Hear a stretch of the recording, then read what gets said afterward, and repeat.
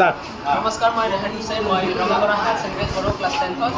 আমি ভাৰতবৰ্ষক কেনেকৈ আগুৱাই লৈ যাব পাৰোঁ ইয়াক লৈ আমি এটা প্ৰজেক্ট লৈ আহিছোঁ।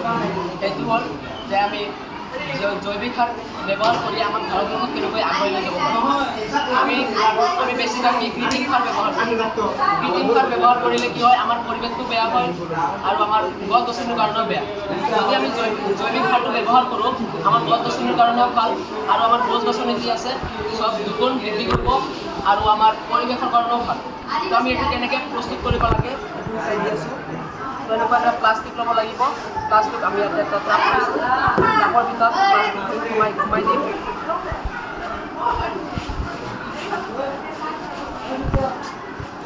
আৰু যি গছৰ পাত আছে, শুকান পাতবিলাক ইয়াতে আমি সোমাই দিছোঁ।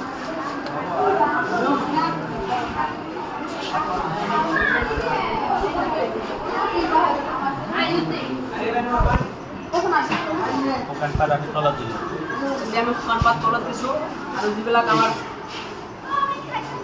যিবিলাক পাকঘৰত পেলনীয়া শাক পাচলি থাকে সেইবিলাক আমি উতলাই লৈছোঁ। সেইকেইটা আমি ইয়াতে দি দিম।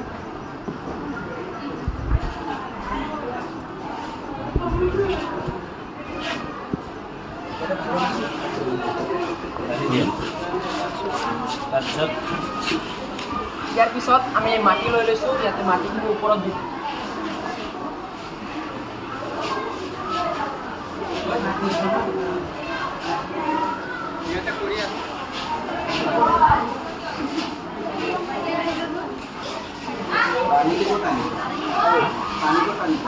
মাটি দিছোঁ। পানী দিলে অফ কৰি দিয়ক। ইয়াৰ পিছত আমি পানী অলপমান দিব লাগিব। অলপ অলপ বেছি পৰিমাণ দিব। পানী আৰু এই বস্তুটো আকৌ এইবিলাক দি আকৌ হেৰি কৰি দিয়ে। আকৌ জাবৰ জোঁথৰ দি আকৌ জাবৰ জোঁথৰ দিছোঁ। আকৌ অলপ অলপ পৰিমাণৰ মাটি দিছোঁ।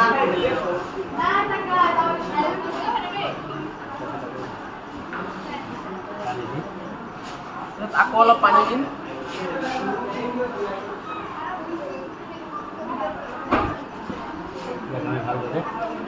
ইয়াক আমি ভালদৰে এই পলিথিনটোৰে আমি মুখটো মাৰি থৈ দিম। আমি এই পলিথিন মুখ মাৰি পিছত আমি এইটো 15-20 দিনৰ বাবে থৈ দিব লাগিব। ইয়াৰ পিছত আমাৰ সাৰটো প্ৰস্তুত হ'ব। ধন্যবাদ।